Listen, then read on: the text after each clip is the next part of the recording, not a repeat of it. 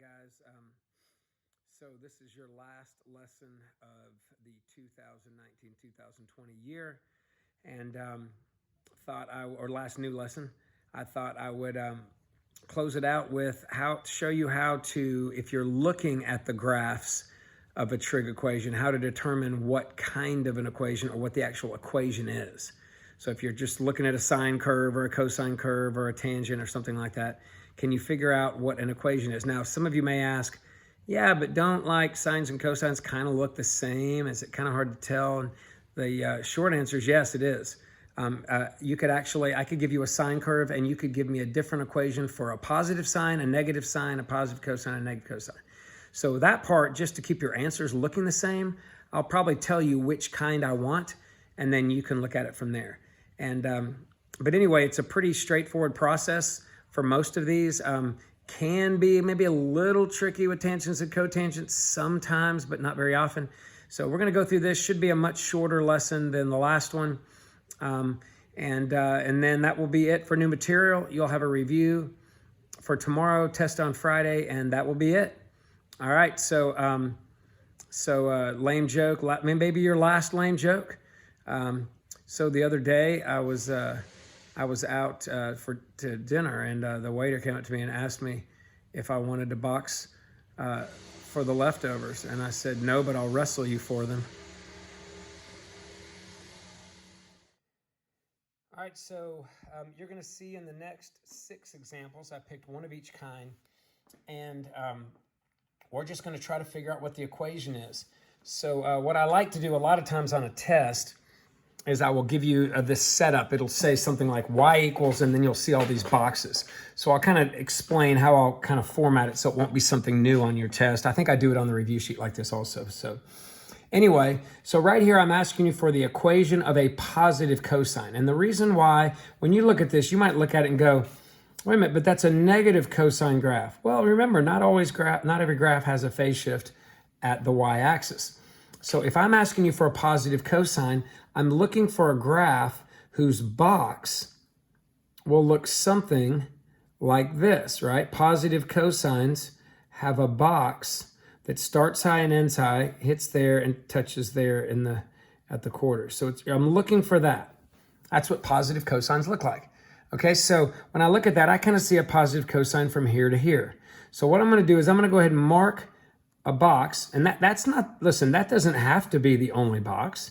I mean, that's one box, and if I choose this box, I'm going to be using that value for a phase shift.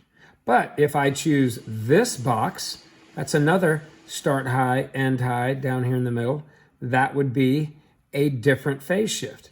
And if I have a different phase shift, you're going to see I have different, sometimes I'll have a different C value. You may think it affects more than that, but it actually doesn't, right? So it just depends on which box I use. Again, if I were to pick this box right here, I would have a different phase shift. Again, that might be my phase shift, okay? Now, I'm going to give you a piece of advice. If you want your answer to match my answer on your homework, then pick the phase shift that's closest to the this y-axis. So on this one, it's a tie, okay? But in the future, like, let's just say your box was right here. Then this could have been your phase shift over here, or this one over here. Pick the one that's closest and let that be your phase shift. And if you do, then your answer will match my answer. If you don't, it's okay, but just understand that your curve and my curve may not match. I mean, I'm sorry, that your equation and my curve may not match on the C value, but they still should match everywhere else. So here's how I'm going to ask you this question. I'm going to say, all right, your equation is going to be y equals, and there will be some D value. All right, I've already told you that I want it to be a positive cosine, so it's going to have a plus there, and then you got to go and figure the A value out. And then you'll have the cosine right here, because I told you it was a cosine. And then you're going to have parentheses, and you're going to have bx minus the C value. Now, if you think back to the very beginning on the notes were always bx minus C. But the C value that we find will always be, like if I find the C value is 5, when I plug it in here, it turns into a negative 5. And if you kind of remember, that kind of makes sense, because if you think about a vertex, remember when the vertex was like of a parabola, let's just say, was like x minus 4, the x coordinate, like x minus 4 squared on the parabola. And if it was a minus 4, that meant to go to the right 4, not to the left 4. Well, that's kind of the thing. If my phase shift is here on the right side, then when you plug it in here to find your C value, you plug it in, it ends up changing the sign to a negative. If I use a phase value on the left side, you will find that when you find that C value, it ends up being negative, and when I plug it back in there, the two negatives become a positive. So you'll see me do that throughout these 6 problems, but bottom line is, this is what I'm figuring out. So how do I go about doing that? Well, what I'm going to do is work backwards, because I got to figure, if I know the equation and I want the graph, I always found D, then A, then I found the phase shift from here, and then I found the period. I'm going to go completely backwards. I'm going to first now find the period. Now, for those of you that don't want to go backward, it's okay if you want to find the A and the B value first, but you're going to have to find period before phase shift, and this is why. The phase shift has 2 unknown letters that compile it, okay? And because those 2 unknown letters are there, you can't basically solve one equation for 2 variables. But the period was this was your period equation. For sine and cosine, it was always 2 pi over b. And I'm going to know the b this time. I'm going to know the period this time. So if I know the length of the period, I can find that length. And what is that length right here? It's 4 ticks. And what is 4 ticks? 4 ticks, if you count it off on the number line, 1, 2, 3, 4, is pi. So my period, 1 period, is pi. So I'm going to come over here and I'm going to plug pi in for the period, and I'm going to solve for b. So what do you get when you cross multiply here? You get b pi equals 2 pi, the pi's cancel, and you get b equals 2. And that is going to go right there. And that's what you do first.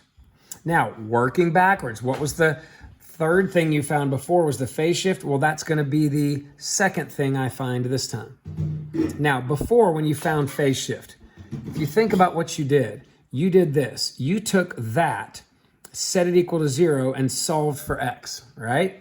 You took the bx minus c, set it equal to 0. And when you solved, whatever you got for x was your phase shift. Well, what I'm going to do this time is I'm going to set this up again. 2x, I don't know the c, right? But I do know the b value, 2x minus c. But this time, that x that I was solving for to be phase shift, I'm going to know that. I'm going to know the phase shift. Like, you can pick any one you want. I'm going to pick this one because I'd rather pick a positive than a negative, and it's still really closest to this other than that one. So I'm going to let that be my phase shift, and it looks like to me that that's 2/4 of the way to pi, or 1/2 the way, so pi over 2. So if my phase shift is pi over 2, I'm going to plug that in there, and I get 2 times pi over 2 minus c equals 0. So the 2's cancel, and c equals pi. Now, if c is pi, I'm going to plug a pi there. And you see how if I set the formula up with the minus, it's minus pi. That changed the sign. So a positive shift to the right would have come from a negative in something subtracted from x. And that's true with a vertex, right? If I have x minus 3, I shift it to the right 3. And you can see I went to the right, so it must have been a minus. Now at this point, the last couple things I find, it really doesn't matter. What I'm going to do is find the a value, which is the amplitude. So the amplitude is my a value, and I can see that from this middle line right here, it looks like I did what? That's right, it looks like I went up, a equals 3, and down, a equals 3. That's why we never care, it's just a length, right? So if my amplitude is 3, that's a, so I'm going to plug 3 in for my a value. Again, you're ignoring that positive, that came from the word positive. Okay, and then finally, what is the line running through the middle is my D, and D you can see here is positive 1. So my vertical shift, my D is 1, and I plug a 1 in there. And there's your equation. And literally, we're going to do that the same for every cosine, for every sine, for every secant, and for every cosecant. The key for you, now you're going to get this part right, even if you draw the box incorrectly, more than likely. You're going to get this part right. And you very likely are going to get this part right. But drawing the box, the edges of the box are where we're going to get your phase shift. And your phase shift is what you're doing to find that C value. So if you get your box drawn incorrectly, your phase shift is going to be wrong. Now, second question, what if I didn't use pi over 2, but instead I used that one, which is what, 1.5 pi or 3 pi over 2? Well then, yeah, if I plug in a 3 pi over 2 for x, I'm going to end up getting c equals 3 pi. Well, 3 pi, if you plugged in there, would have been fine. If I end up plugging negative pi over 2 and using that as my phase shift, right, then that will end up being a positive pi, and you'll see that. Okay, now you can't just go, oh, plus or minus, it doesn't matter. The only reason that worked out here is because these were both on the exact opposite sides of the y-axis. Usually they're not, and on a test I will make them where they're not so that you can't just be wrong on your sign. Okay, so anyway, let's go take a look at a positive sine example. Okay, so it's asking for a positive sine curve, and what do you know about positive sine curves? Well, you know that if you had a box of a positive sine curve, what would it look like? Well, remember, sines have the Orion's belt little deal, and positive would go up first, down second. So we're looking for that. And I see that in a lot of spots, right? So here's an up, down, there's an up, down, there's an up, down. So I'm going to find, sometimes it's helpful to go ahead and think about the D line in there. Okay, because I'm starting on that D line and going, all right, there I'm starting there. So that is going to be the edge of my box. Now, guys, if you don't do, there's my up right there. And then here's my down right there. So there's the ending of my box. Okay, so if this is the beginning and ending of the box, or at least the one I'm going to be dealing with, and I told you I'm going to use the phase shift that's closest to the y-axis, I'm just going to use this one to be my phase shift. But you're okay using this one. You're okay using this one. You're okay using this one. But I'm going to use the one, and if you want your key to match mine, you'll do the same. All right, so let's check this out. I'm going to go y equals, here's my D value. It says positive sign, so I'm going to put a plus there. There's my A value I'm going to have. It's a sign because I told you it was. And then you're going to have B right here. And then you're going to have x minus c right there. So let's see if we can figure this out. So the D value is pretty easy to see. That's a -2. So I'm going to come over here. My D value is a -2. And then it's pretty easy to see if I carry these lines over, right, that I went up what? I went up 4 and I went down 4. So my A value is 4. So whether that's plus or that's minus, I'm just putting the 4 right there. Okay, now you'll notice I didn't do that in order. It's okay if you want to do those first. But when it comes to really getting all this stuff right, don't try to find phase shift first. Find the period first. Now, if you remember back in the notes, I wrote the period is 2 pi over b. But what I also wrote is b is 2 pi over the period. So some people like just writing it that way. If you really think about it, and if you take my slide rule and slide the b up and the period down, you get b is 2 pi over period. So that's true, and I'm fine to do that, and sometimes I like to do that. Okay, so what is the length of my period? Well, if I come over here, how many ticks is one period? 1, 2, 3, 4. That's 4 ticks. Now this is a little tricky. 4 ticks. How many ticks are in pi? Well, pi has 1, 2, 3, 4, 5, 6. So if pi has 6 ticks, and this is 4, this is 4/6 of pi, right? 4 ticks is 4/6 of pi, or 2 pi over 3. So 2 pi over 3 is my period. So what happens if I take b equals 2 pi divided by 2 pi over 3. Now, a lot of people make the mistake of dividing the 2 pi and going, oh, you got 1/3. But think about it. It's 2 pi divided by that. And to divide by that, I multiply by its reciprocal. So what do I really get for b? I get b is 3. So my b value is 3. Awesome. Now that I know the b value is 3, all I got to do is find the c value. So the second thing I often do is 3x minus c is 0. But remember, what goes here? That's where the phase shift goes. And what's my phase shift? You can use that line or that line. This one is 1 tick to the left.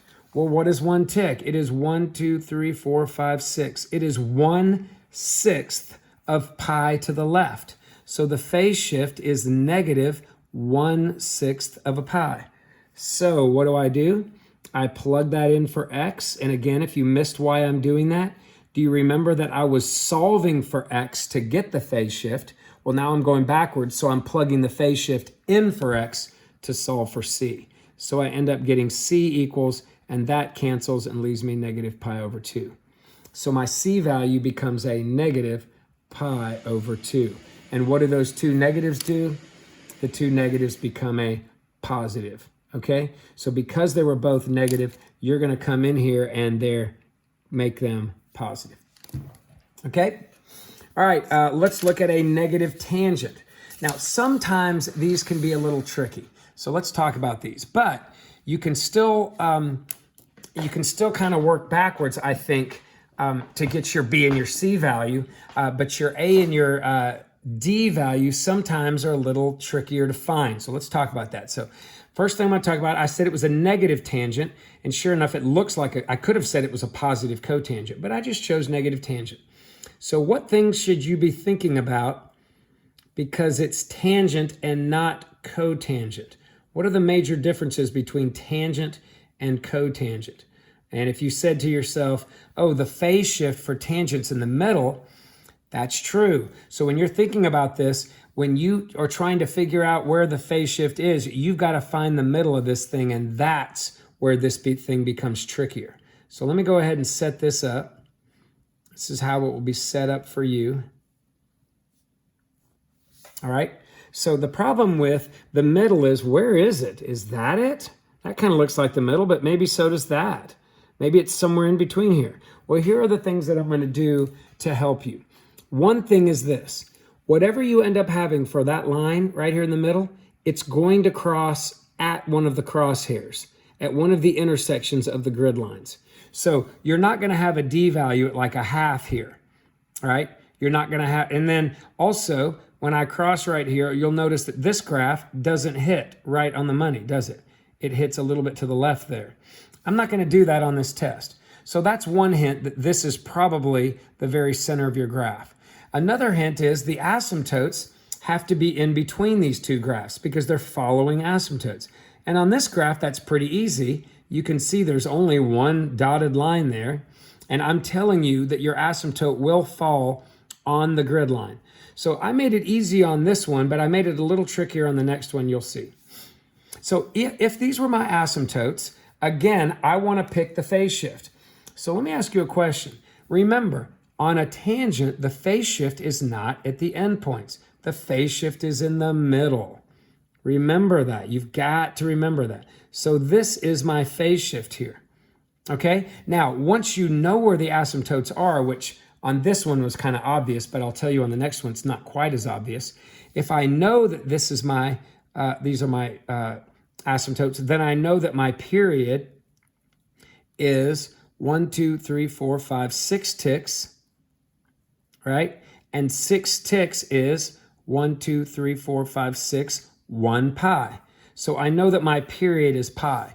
And that's huge for me because when I go up here, if I know that the period that's pi over b this time. So if I know that the period is pi over b, or remember we could say the b is pi over the period, then all I have to do to find the b is to put the period on the bottom. Therefore, my b value is 1. Boom, I've got it. Now, if I also know that these are my lines, then remember, I've got to be able to draw the middle rung so that it hits right in the middle of the tangent graph, right? Remember the first dot I drew? Well, if I drew let's just say I messed up and I drew my d-axis to be right here. Well, look at that. Is that right in the middle of the two asymptotes? No. What if I drew it right here? Is that right in the middle of the two asymptotes? No. But if I draw it right there, that is in the middle of the two asymptotes. See how I'm going over 3 each way? Now, most of the time, you can eyeball it and just see that. There's the middle. And there's the middle. And if I had another asymptote in here, there's the middle. And that's a pretty good confirmation right there. Pretty good, but I'm going to show you how you can really know for sure. A pretty good confirmation that that's your D. And in this case, it is. So my D value is going to be 1. All right, but here's how you're really going to know. Sometimes you're feeling really good about your asymptotes and you mark what you think's the D value, and then this happens. You go to check what the A is. And you remember how you find A? You go from the center right here to the asymptote, you go halfway and either up or down. And on this one, it looks like that was 2. And if from here to there, if I go halfway and then down, it looks like this was a 2. So therefore, I know that A is 2. And because it was the same, great, I know that the A is 2. But every now and then you go in there and you go over here and then you count up and it's like 4. And then you go over here and you count down, it's like 1. And if you ever do that, that's a sure sign. That can't happen. So what that meant is you probably picked the wrong asymptotes. Does that make sense? So if you pick the wrong asymptotes, when you go to check your A value, you're going to get different heights coming off from here and here, and you're going to go, oh crap, I got the wrong asymptote. So if that happens, go back and adjust your asymptotes. All right? Now, once I have the period, I shouldn't have any problems finding the phase shift, because remember, now that I have that 1 for B in there, not find the period, once I find the B value, I can say, all right, 1x minus C equals 0. And now I got to go in there and say, all right, I need to plug the phase shift in right here. Well, what's the phase shift? I, again, like using the phase shift that's closest to the y-axis, which should be this one. So what is that? Well, it looks to me like it's 2 2/6 of the way of pi. It's 2/6 of pi. So that's 1/3 of the way to pi. So that's positive pi over 3. So because that's positive pi over 3, I'm going to plug a positive pi over 3 in for in for x, and I get 1 times pi over 3 minus c equals 0, or c equals pi over 3. So I come up here and I plug a positive pi over 3 there, which means I don't have to change that sign. All right, and I've got everything figured out because I already found the A value and the D value. All right, let's check out a cotangent. Very similar to tangent, except remember the phase shift won't be in the middle of the period. It'll be one of the asymptote locations. Okay, so here we go for cotangent. It says find the equation of the positive cotangent. So what would a positive cotangent look like? Oh, by the way, I didn't do that for negative tangent. I didn't draw kind of what it would be looking like, or what the box or the ladder would look like on a negative tangent. But the ladder for a negative tangent, do you remember? If you had a ladder right there, what would it look like? Positive goes up to the right, so the negative tangent would do something like that.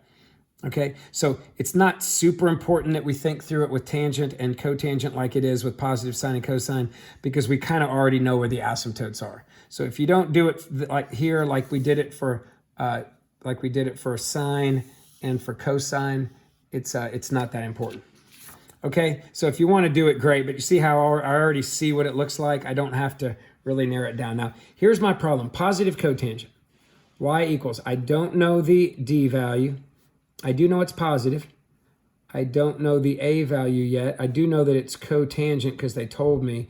I don't know the B value, but I do know that it's BX minus C. So there's my setup to figure out this stuff. And like always, usually the first thing I go after is my period, but I'm going to see if I can get the asymptotes in here first. All right, so let me think about it. If I have an asymptote, I look in here, and it can't be this one because it looks like I've already crossed over it. So I'm going to eliminate that. So it really gets me down to just these two. Well, which one is it? And a lot of people go, oh, it's probably this one at 6.28 because it's the most in the middle. Well, let me just ask you a question. You said most in the middle. Well, what if I only showed you this much of the graph? Now when you look at it, you go, well, now I've got 1, 2, 3 right here. Or what if I just showed you, say, that part of the graph? Now the only thing that could be an asymptote are these 3. Well, if it's those 3, it sounds like maybe that would be the middle one, right? So don't just look and say which one's most in the middle based on this stuff, because I might cut off portions of the graph so it will be harder to tell. I mean, think about it. What if I cut off that part of the graph? And what if I cut off that part of the graph? And that's all you saw, right? I mean, how do you know? I mean, what is it? So my point is just be careful and do your checks. So my checks were, if you're thinking about these, my checks were, where would the asymptotes be? Now I'm going to show you what would happen if you chose poorly. Okay, so what would have happened if you thought that was an asymptote, which it's actually not, and that? And by the way, if you're going to pick this one that's closest to that here, then make sure you pick the one that's closest to that there, and keep doing that. Now, if I had done that, and I'm gonna use other sheets of paper to kind of enclose the graph here. So if I had done that, I would be looking at this, right? And then let's talk about where do you think it crosses. If I had done that, then I would probably think, oh, look at this, 1, 2, 3, 4, 5, 6, 7, 8. I guess it crosses right there. Now you might look at it and go, yeah, but it doesn't really cross exactly. I could make this where it does and you would be fooled. And then if it did cross there, watch what happens when you go and check the A value. See, if I go halfway, I'd be going up 1, 2, 3, 4, 5, 6. And I would think the A is 6. But then what? Look, if I go halfway this way, I go down 2 and something. Wait a minute, the A values have to be the same. So I can't go up 6 and down 2. So if this ever happens to you, and when you go to check the A's, you get different values, that means you picked the wrong asymptote, which is not a hard fix. You just go back and you pick the other asymptote. Okay? So actually, here are where the asymptotes lie, not the other two boneheaded places I was attempting. So not that, definitely, because we checked that, and certainly not this. There's no way this can be it, because that would make it, if I did it this way, it would cross through the axis. Okay? So now that I have this, I think, all right, where would the middle rung of the ladder be? The middle rung of the ladder can't be here, because that point is 2 there and 6 there. It can't be here because that's 3 and 5. But it could be there, that's 4 and 4. So if that's the middle rung, then this must be my D value. Now I'm feeling pretty good about this right now. I'm feeling pretty good about D being -2, but let me check. The A value, I would go halfway and up 3, and then I would go halfway down 3. And you can see, because I went up 3 and down 3, that my A value must be 3. And that's important to me, because now I have the D value and the A value ready to go. So sometimes with tangents and cotangents, I'll find those first. But ultimately, I still have to find the B value before the C value. So here we go. I'm going to use the period. Remember, period for tangent is pi over B. And if the period is, pi over B. Dang it. If the period is pi over B, then the B is going to be pi over the period. Now, if you don't like it this way, then fine, do it this way and just cross multiply. So what is the length of my period?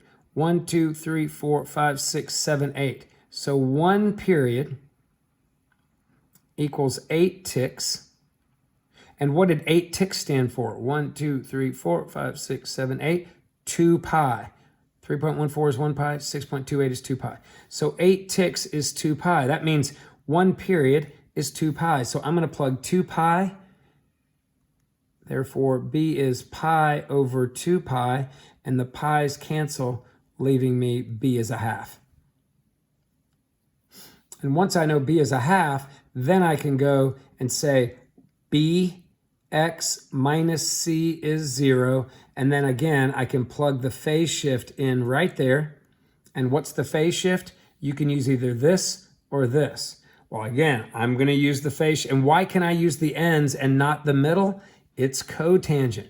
Cotangent, these are your possible phase shifts, right? Not the middle of the period. If this was a tangent, then that would be the middle of the period there at pi. But it's phase shift, so I'm going to use 0, man. If the phase shift is 0, I plug that in there, and I get 1/2 times 0 equals, minus c equals 0, so c is 0. Are you tracking with me?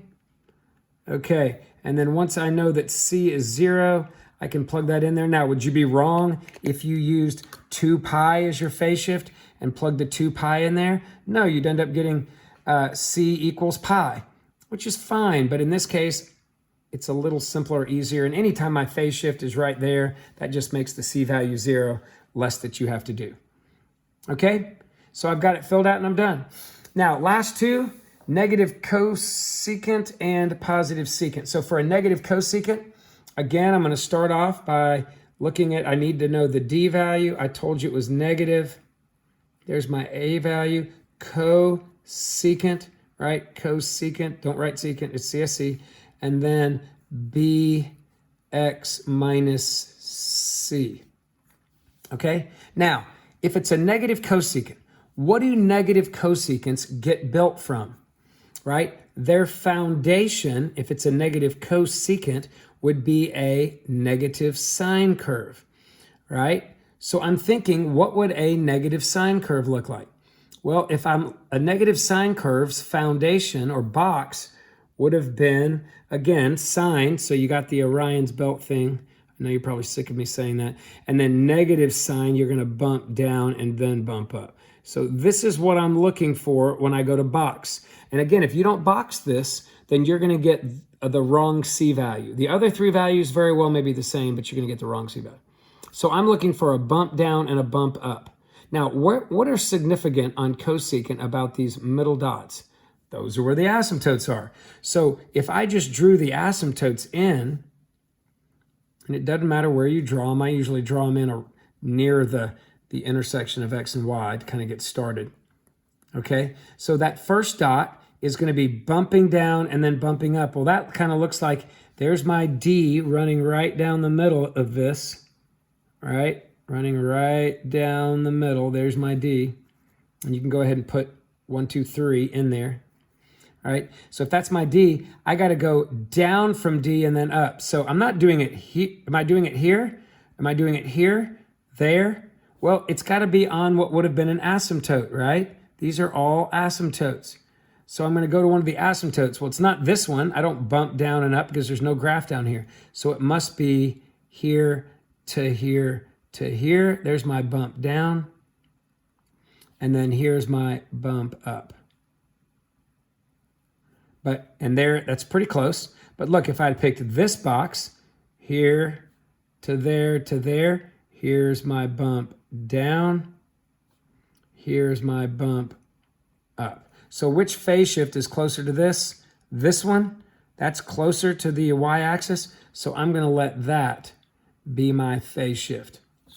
Okay? So again, I'm just being consistent. You can pick this line. You can pick this line because that goes down, up. You could pick this one. That goes down, up. You could pick over here this one. That goes down and then up. But you can't pick that.